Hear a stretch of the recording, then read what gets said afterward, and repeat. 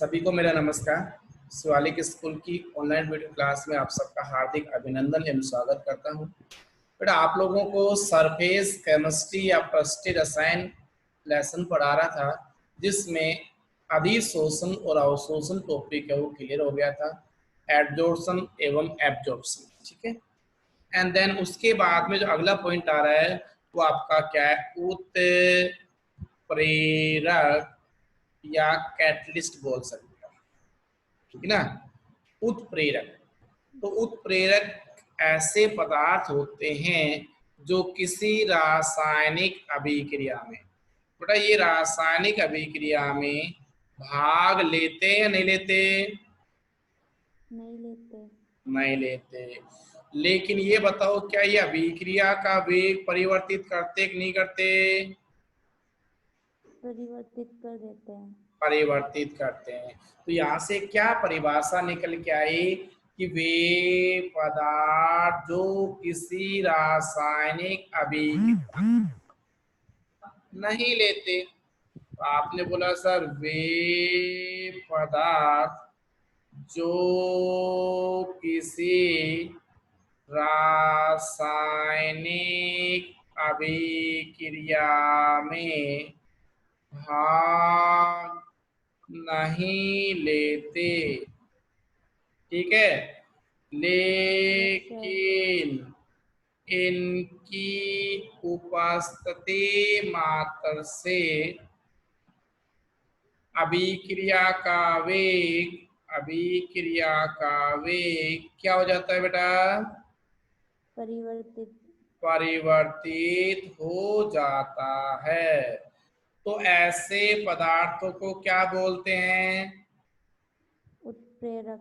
उत्प्रेरक कहते हैं। तो उत्प्रेरक पॉइंट क्लियर हुआ या नहीं हुआ? Yes sir.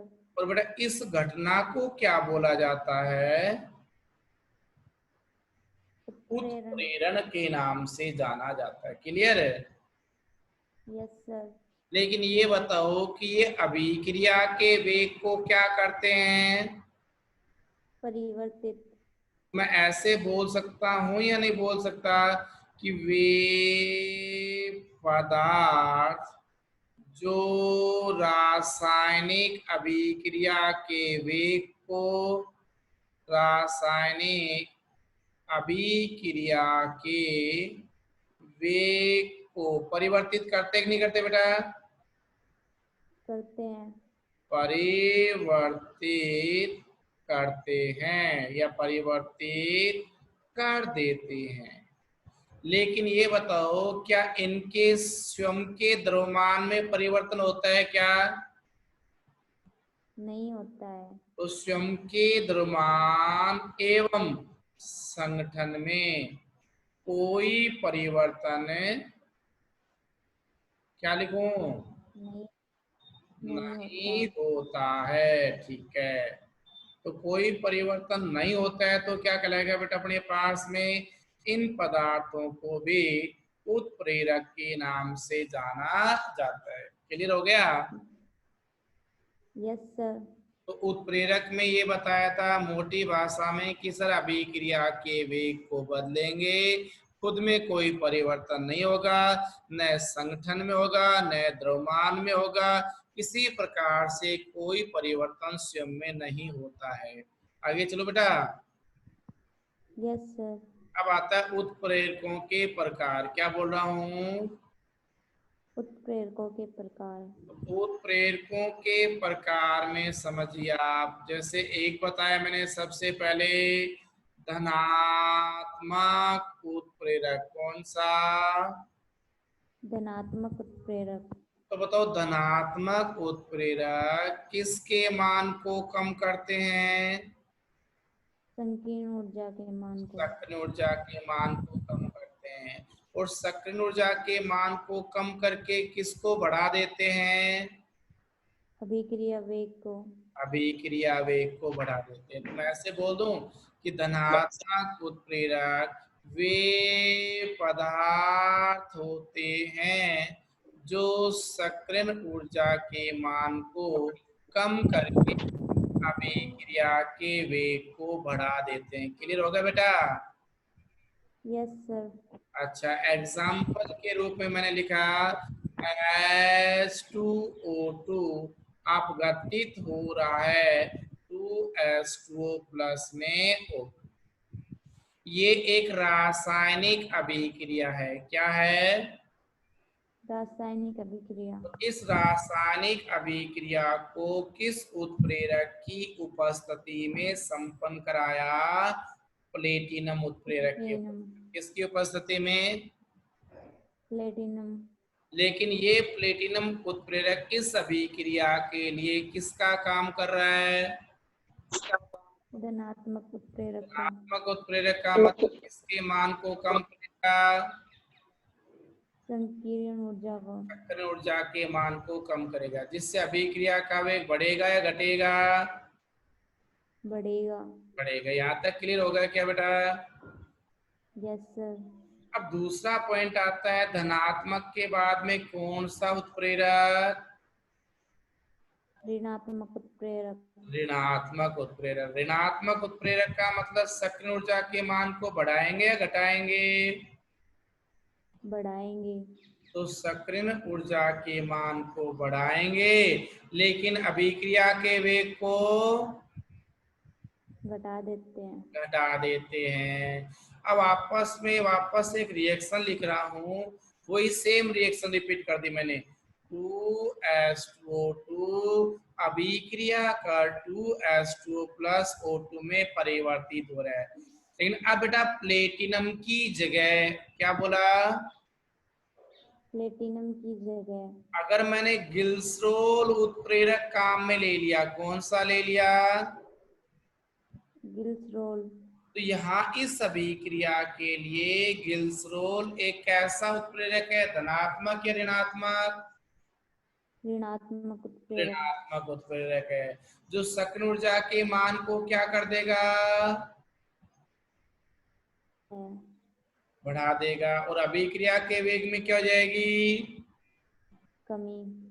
एक अच्छा एग्जाम्पल और आता है कि जो पेट्रोल है, उस पेट्रोल के आप स्फोटन को कम करने के लिए एक ऋणात्मक उत्प्रेरक काम में लेते हैं, जिसका नाम है TEL, बोले तो टेट्रा एथिलेट। क्या नाम है? टेट्रा एथिलेट। अच्छा, तो बेटा मैंने अभी आपको क्या क्या समझाया है एक बार मैं पुनः बताना चाहूंगा कि सर आपने उत्प्रेरक को परिभाषित किया कि वे पदार्थ होते हैं जो रासायनिक अभिक्रिया में भाग नहीं लेते, लेकिन इनकी उपस्थिति से अभिक्रिया का वेग परिवर्तित हो जाता है। तो ऐसे पदार्थों को उत्प्रेरक और इस घटना को उत्प्रेरण कहते हैं। उसी के साथ दूसरी भाषा में ये बताया कि वे पदार्थ होते हैं अथवा करके जो रासायनिक अभिक्रिया के वेग को तो सर परिवर्तित कर देते हैं, लेकिन खुद के द्रव्यमान और संगठन में किसी प्रकार का कोई परिवर्तन नहीं होता है, तो भी ऐसे पदार्थों को उत्प्रेरक के नाम से जाना जाता है। प्रकार में बताया बेटा, पहला धनात्मक उत्प्रेरक का मतलब वे उत्प्रेरक है जो सक्रिय ऊर्जा के मान को कम करके अभिक्रिया के वेग को बढ़ा देते हैं। जैसे कि अपने पास में हाइड्रोजन पेरोक्साइड का अपघटन कराया, अगर प्लेटिनम उत्प्रेरक लेंगे तो धनात्मक कहलाएगा, और इसकी जगह अगर गिल्सरोल उत्प्रेरक काम में लिया जाएगा तो ऋणात्मक अभिक्रिया या ऋणात्मक उत्प्रेरक के नाम से जाना जाता है। यहाँ तक क्लियर हुआ क्या? Yes sir. अब बेटा तीसरा पॉइंट आता है आपका स्वतः उत्प्रेरक। लिख लिया बेटा? स्वतः उत्प्रेरक। स्वतः उत्प्रेरक, ठीक है। स्वतः उत्प्रेरक का मतलब है, ये मेरे पास में पापा को थोड़ा सा हल्का से बोल दो, पापा बाद में बात करना। CH3COO से 2H5 एथिल अल्कोहल है। उस एथिल अल्कोहल का अगर जल अपघटन कराया जाता है, तो एथिल अल्कोहल का जल अपघटन कराएंगे तो बेटा ये आपके पास में क्या निकल गया? Sir ethyl alcohol and then इसी के साथ में और क्या निकला, तो ये आपस में मिलेगा CH3 COOH और ये बना लेगा CH3 COOH। लेकिन जो CH3 COOH बना है ये एक उत्प्रेरक की भांति कार्य करता है। तो ये बताओ इसी अभिक्रिया में मिला है या बाहर से लाना पड़ा है? इसी अभिक्रिया में। इसी अभिक्रिया में मिला है। लेकिन अभिक्रिया होने के बाद मिला है या पहले ही मिल गया था? बाद में मिला है। बाद में मिला है। इसका मतलब ये अभिक्रिया शुरू के अंदर तो कैसी पाई जाएगी, धीमी पाई जाएगी या तेज पाई जाएगी? धीमी। क्यों? क्योंकि सर ये अभिक्रिया जब शुरू करेंगे तो उस समय ये उत्प्रेरक था या नहीं था? नहीं था। नहीं था। और बाद में अपने आप इस अभिक्रिया में उत्प्रेरक मिला है जो इस अभिक्रिया के वेग को बढ़ा देता है। तो ये कहलाएगा बेटा स्वतः उत्प्रेरक। क्या कहलाएगा? स्वतः उत्प्रेरक। तो मैं ऐसे बोल दूं कि किसी भी रासायनिक अभिक्रिया के दौरान, क्या बोला? किसी भी रासायनिक अभिक्रिया के दौरान किसका निर्माण होता है? उत्पाद का। उत्पाद का। किसका होता है? उत्पाद का। उत्पाद का। और अगर उत्प्रेरक की भांति कार्य करने लग जाता है तो वो कहलाता है अपने पास में स्वतः उत्प्रेरक के नाम से जाना जाता है। किसके नाम से? स्वतः उत्प्रेरक के नाम से जाना जाता है। ये कहानी थी अपने पास स्वतः उत्प्रेरक की। कर लोगे क्या? Yes sir. अच्छा, थोड़ा सा बेटा और आगे चलता हूँ। फिर आता है चौथा पॉइंट, प्रेरित उत्प्रेरक। कौन सा? प्रेरित उत्प्रेरक। प्रेरित का मतलब है किसी दूसरे के द्वारा मोटिवेट होकर के और वो अपने पास में अभिक्रिया के वेग को बढ़ाना या घटाना। ठीक है। अच्छा, तो मैं बोल सकता हूँ कुछ अभिक्रियाएं ऐसी होती है, कुछ अभिक्रियाओं में जो अभिक्रिया का वेग है वो कहता है उसके साथ होने वाली दूसरी जो अभिक्रिया अपने पास में होने वाली, कौन सी अभिक्रिया? दूसरी अभिक्रिया। ठीक है ना। तो इसके साथ में जो दूसरी अभिक्रिया अपने पास में होती है, एक मिनट बेटा होल्ड करना। तो जो प्रेरित उत्प्रेरक है उसके लिए हमने एक एग्जांपल लिया,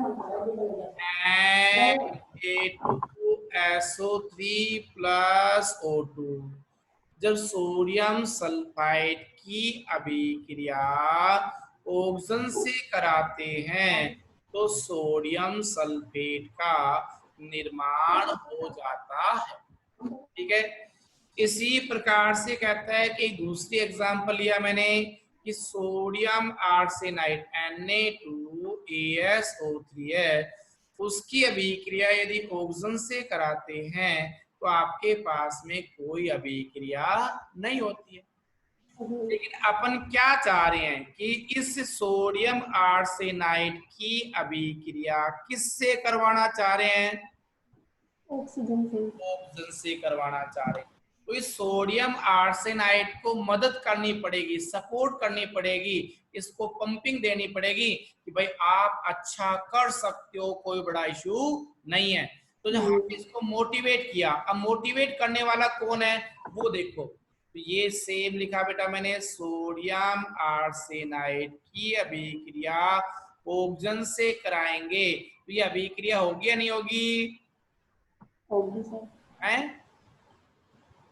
नहीं होगी। नहीं होगी, ऐसा कोई विशेष परिवर्तन थोड़ी किया है। अब सुनो बेटी बात, अब मैं क्या बोलना चाह रहा हूं कि अगर हमने क्या किया, यहां से ऊपर से सोडियम आर्सेनाइड के साथ में सोडियम सल्फाइड डाल दिया। Yes sir. तो ये बताइए कि क्या आपके पास ये दोनों मिलकर के अभिक्रिया कर रहे थे क्या? नहीं। नहीं। अब इसके साथ में दूसरा केस क्या देखा हमने? दूसरा केस ये देखा, क्या ये दोनों मिलकर अभिक्रिया कर रहे थे क्या? नहीं कर रही थी। ये वाले सोडियम सल्फाइड और ये ऑक्सीजन। सोडियम सल्फाइड कर रही थी। अच्छा, अब इन तीनों को मिला दिया तो इस सोडियम सल्फाइड जब ऑक्सीजन से अभिक्रिया करता है तो इसका दिमाग भी खराब हो जाता है सोडियम आर्सेनाइड का, और वो भी इसके साथ में अभिक्रिया करने लग जाता है और अभिक्रिया करके उत्पाद बना लेते हैं Na2ASO4 प्लस में Na2SO4। तो मैं ये कहूंगा कि अपने पास में इस सोडियम आर्सेनाइड ने किसकी वजह से अभिक्रिया की है? सोडियम सल्फाइड की वजह से। तो सोडियम सल्फाइड इस अभिक्रिया में कैसा उत्प्रेरक कहलाएगा? प्रेरित उत्प्रेरक। क्या कहलाएगा? प्रेरित उत्प्रेरक। तो यहाँ पर ये चारों पॉइंट क्लियर हुए नहीं हुए? हो गए सर। अब अगला वर्गीकरण आता है बेटा भौतिक अवस्था के आधार पर। किसके आधार पे? भौतिक अवस्था के आधार पर। भौतिक अवस्था के आधार पर किसका वर्गीकरण? उत्प्रेरकों का उत्प्रेरक। वर्गीकरण। ठीक है, तो सर भौतिक अवस्था के आधार पर उत्प्रेरक को बेटा दो भागों में बांटा, नंबर 1 एंड देन नंबर 2। पहला कहलाता है भौतिक अवस्था के आधार में सममांगी उत्प्रेरक। क्या बोला गुड़िया? सममांगी उत्प्रेरक। अब सर सममांगी उत्प्रेरक का मतलब क्या है ये समझाओ। तो ये बताओ, ये किसका निशान कहलाया? रिएक्शन। रिएक्शन का निशान। रिएक्शन के निशान से पहले क्या पाए जाते हैं? क्रिया कारक या उत्पाद? क्रियाकारक। क्रिया कारक पाए जाते हैं। तो मैंने क्रिया कारक लिखे या नहीं लिखे?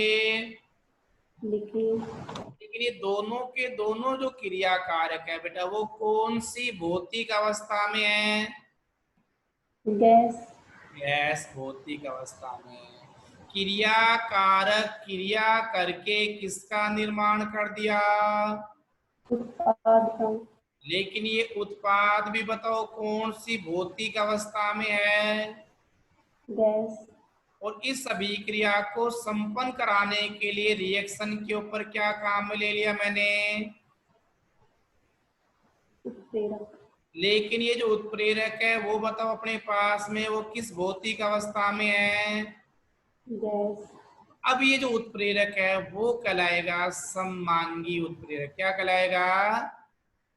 सममांगी उत्प्रेरक। क्यों बोला सुनो, कि अगर ये कहते हैं किसी भी रासायनिक अभिक्रिया में क्रिया कारक उत्पाद एवं उत्प्रेरक तीनों की भौतिक अवस्थाएं समान है तो इस दौरान जो उत्प्रेरक काम में आता है उस उत्प्रेरक को सममांगी उत्प्रेरक कहलाते हैं। ठीक है, यस सर।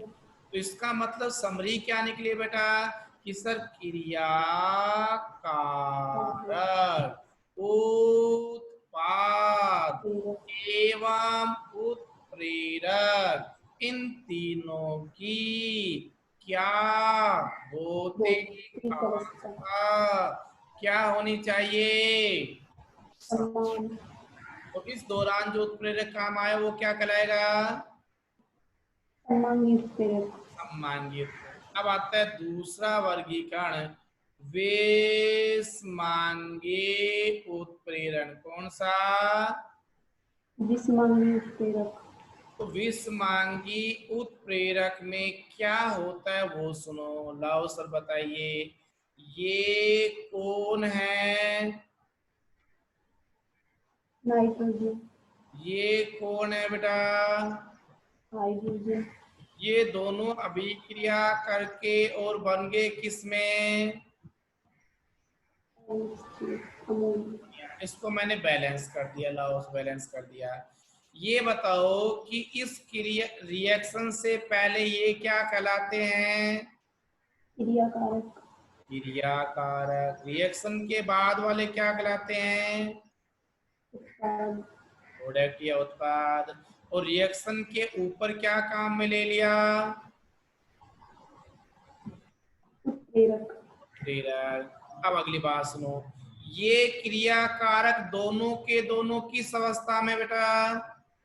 गैस अवस्था में। गैस अवस्था में है। उत्पाद आपका कौन सी अवस्था में है? गैस अवस्था में। और आपका उत्प्रेरक कौन सी अवस्था में है? सॉलिड यानी ठोस। उत्प्रेरक कौन सी अवस्था में है? ठोस अवस्था में। आवाज नहीं आ पाई निधि। सर ठोस अवस्था में। नहीं आ रही बेटा, कनेक्टिविटी देखो। ठोस अवस्था में। कौन सी अवस्था में है? आपने बताया क्रिया कारक की भौतिक अवस्था क्या है बेटा? गैस। उत्पाद की? गैस। और लेकिन उत्प्रेरक की? ठोस। अच्छा, तीनों की समान है या असमान? असमान। तीनों की भौतिक अवस्थाएं समान या असमान? असमान। निशा आवाज नहीं आ पा रही बेटा। तीनों की भौतिक अवस्थाएं समान या असमान? असमान। से बोलो, तीनों की भौतिक अवस्थाएं असमान। असमान है। तो असमान है तो ये जो उत्प्रेरक है वो उत्प्रेरक क्या कहलाएगा? सममांगी या विषमांगी? विषमांगी। ये कहलाएगा आपका विषमांगी उत्प्रेरक के नाम से जाना जाएगा। समझ गए? Yes sir. इसका मतलब इसमें सर समरी क्या निकले कि क्रिया कारक उत्पाद एवं उत्प्रेरक तीनों की भौतिक अवस्थाएं क्या मिलेगी? असमान। अगर भौतिक अवस्था असमान है तो आपके पास ये उत्प्रेरक क्या कहलाएगा बेटा?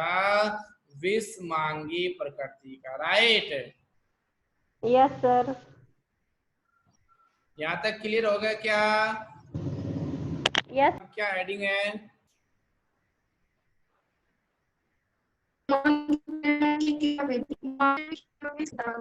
हाँ, सममांगी उत्पन्न की क्रियाविधि या माध्यमिक यौगिक सिद्धांत की। ठीक है, तो ये कहते हैं कि इसको दो स्टेप में कवर करते हैं। लाओ सर, स्टेप नंबर फर्स्ट ये कहलाया गुड़िया ए क्रिया कारक। क्या कहलाया? क्रिया कारक। क्रिया कारक ए हो गया। हाँ। इसी प्रकार से ये बीबीए क्या कहलाया बेटा? क्रिया कारक। क्रिया कारक। लेकिन जो एक क्रिया कारक है वो पहले अभिक्रिया करता है। किससे अभिक्रिया करता है वो सुनो। कौन अभिक्रिया करता है? एक क्रिया कारक एक्स से करता है। और उस एक्स का नाम क्या दे दिया मैंने? उत्प्रेरक। और उत्प्रेरक से अभिक्रिया करके पहले एक अस्थायी मध्यवर्ती यौगिक का निर्माण करता है। दोनों आपस में जुड़ जाते हैं और जुड़ने के बाद बना दिया AX बन गया। हाँ। और इसी को बोलते हैं माध्यमिक यौगिक। कौन सा यौगिक? माध्यमिक यौगिक। माध्यमिक यौगिक। क्या बोला बेटा? माध्यमिक यौगिक। और माध्यमिक यौगिक कैसा पाया जाता है? अस्थायी।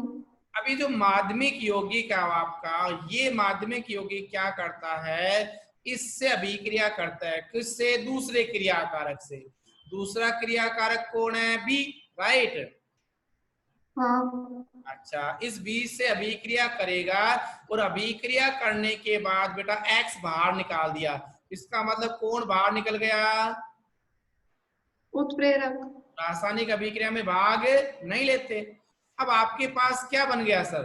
ये ए क्रियाकारक एक था और ये दूसरे वाले क्रियाकारक बी से सहयोग करके और आपका उत्पाद बना देता है। बन गया?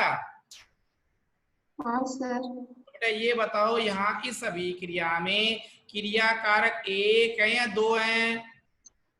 दो। तो पहले उत्प्रेरक एक क्रियाकारक से क्या करता है? अभिक्रिया। अभिक्रिया करके और कैसे यौगिक बनाता है? माध्यमिक यौगिक जो कैसे होते हैं? अस्थायी अभी माध्यमिक यौगिक अभिक्रिया किससे करते हैं? दूसरे क्रियाकारक से और वापस से क्या बाहर निकाल देते हैं? उत्प्रेरक और किस में परिवर्तित कर दिया जाता है? उत्पाद में उत्पाद में। अब इसको एक रिएक्शन के द्वारा समझें। एक उदाहरण ले लिया बेटा मैंने, मान लिया जाए अपने पास में दो अणु C2H5OH आपस में सल्फ्यूरिक अम्ल उत्प्रेरक की उपस्थिति में अभिक्रिया करके C2H5O C2H5 प्लस वाटर का निर्माण कर रहे हैं, राइट? Yes sir. अच्छा, तो बेटा इसमें क्रियाकारक, उत्पाद और उत्प्रेरक तीनों की भौतिक अवस्थाएं द्रव है नहीं है? हाँ सर। अब स्टेप फर्स्ट, तो एक अणु एथिल अल्कोहल बोले तो एक क्रियाकारक हो गया कि नहीं हो गया? ये किससे अभिक्रिया करेगा? उत्प्रेरक से। उत्प्रेरक यहाँ पर कौन है? सल्फ्यूरिक अम्ल, राइट? सल्फ्यूरिक अम्ल से अभिक्रिया करके बेटा ये क्या निकालेगा? जल निकाल लिया सर। और क्या हो जाएगा? ये आपस में सहयोग कर रहा है, देखो C2H5 और HSO4, तो C2H5HSO4 ये कहलाया आपका माध्यमिक यौगिक। कौन सा यौगिक? माध्यमिक यौगिक माध्यमिक यौगिक स्थायी या अस्थायी होते हैं? अस्थायी।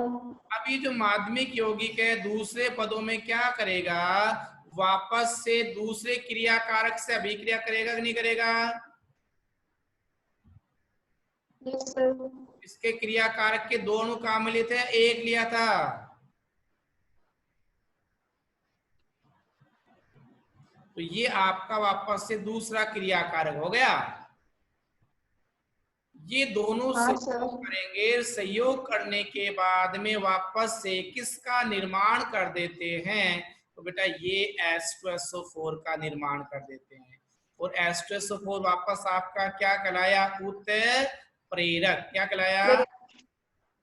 उत्प्रेरक। और उत्पाद क्या बन गया? C2H5, उसी के साथ में OC2H5, that means diethyl ether. ये एक अभिक्रिया थी जो समांगी उत्प्रेरण की क्रियाविधि को समझा रहा है। समझ गए? Yes sir. तो बेटा मैंने आज आपको क्या क्या समझाया? 5 मिनट में मैं इसका 2 मिनट मेरे पास बैलेंस है, मैं पूरी समरी गा देता हूं एक बार। लाओ सर बता दो। तो बेटा सबसे पहले उत्प्रेरक के लिए कहा था कि ऐसे पदार्थ है जो रासायनिक अभिक्रिया में तो भाग नहीं लेते, लेकिन इनकी उपस्थिति से अभिक्रिया का वेग बदल जाता है। दूसरी बात ये बताइए आपको कि सर इनके द्रव्यमान एवं संगठन में किसी प्रकार का कोई परिवर्तन नहीं होता, ये केवल अभिक्रिया के वेग को बदलते हैं। फिर बताया धनात्मक उत्प्रेरक का मतलब सक्रिय ऊर्जा के मान को कम करके अभिक्रिया के वेग को बढ़ाने वाले होते हैं। एग्जाम्पल ये दे दिया प्लेटिनम। ऋणात्मक का मतलब है जो सक्रिय ऊर्जा के मान को बढ़ा करके और अभिक्रिया के वेग को घटा देते हैं। क्लियर?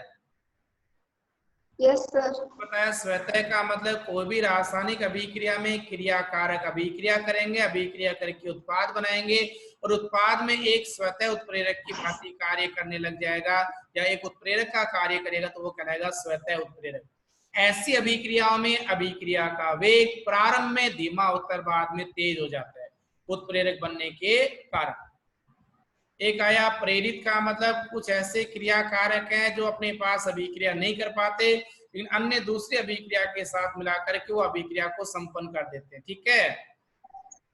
Yes sir. फिर बताया भौतिक अवस्था के आधार पर दो भागों में बांटा, समांगी और विषमांगी। क्रियाकारक, उत्पाद, उत्प्रेरक तीनों की भौतिक अवस्थाएं समान है तो समांगी, अलग अलग है तो विषमांगी। अच्छा, उसके बाद इसकी समांगी की क्या बताई? क्रिया विधि। पहले एक क्रिया कारक किससे अभिक्रिया करेगा? उत्तर प्रेरक से। और मध्यवर्ती यौगिक का दूसरा क्रियाकारक।